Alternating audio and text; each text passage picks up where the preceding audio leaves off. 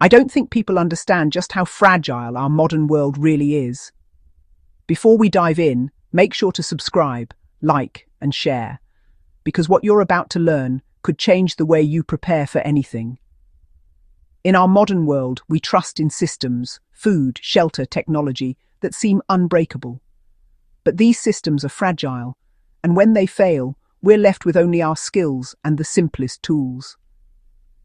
True preparedness isn't about stockpiling gadgets. It's about resilience and adaptability. Our ancestors survived not with comfort, but with knowledge and a few essential tools. We'll look to history, not to romanticize, but to learn what truly mattered when survival was on the line. The tools that endured across cultures and centuries weren't flashy. They were reliable, simple, and vital. By understanding why these tools mattered, we can build a more realistic approach to preparedness. Let's uncover the logic of survival, grounded in the hard lessons of the past. This is the foundation of true readiness.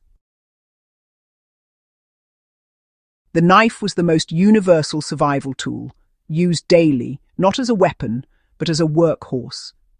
It processed food, built shelter, repaired gear, and made other tools. Historical knives were plain, built for repeated sharpening and constant use. Steel quality and ease of maintenance mattered more than sharpness or style. A good knife was valued for its durability, not its novelty. For modern survivalists, choose a blade that rewards care and endures abuse. Function always outlasts fashion. Fire-making was the master skill. Without it, cold, thirst, and hunger quickly followed. Reliable fire tools worked when wet, dirty, or damaged. Flint, steel, and simple rods, not complex gadgets. Survivors valued knowing multiple fire-making methods, not just carrying backups. When one method failed, skill filled the gap. The landscape itself became a toolbox for those who understood it. Fire was more than warmth, it was hope and survival. Master the skill, not just the tool.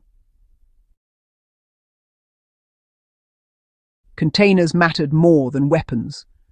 Pots and kettles outlasted swords in survival stories. They let people carry, purify, and cook water and food, multiplying survival chances. Without a container, water and food access became dangerous and inefficient. Most deaths came from lack of clean water or calories, not from predators. A simple repairable metal pot was a cornerstone of every survival culture. The vessel of life is humble but essential. Never overlook its value. Cordage was the connective tissue of survival, enabling shelter, traps, repairs, and transport. The real advantage wasn't just carrying rope, but knowing how to make it from plants or sinew. Survivors turned their environment into a source of endless bindings. Modern paracord is useful, but skill in making cordage is true security. Knowledge of creation beats mere possession. The ability to bind and repair is always within reach. Learn to make what you need. Heavy cutting tools like axes conserved precious energy.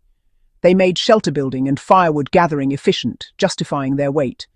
Every calorie saved increased endurance and survival odds. The axe was an investment in efficiency, not a burden. History shows tools that save effort extend life.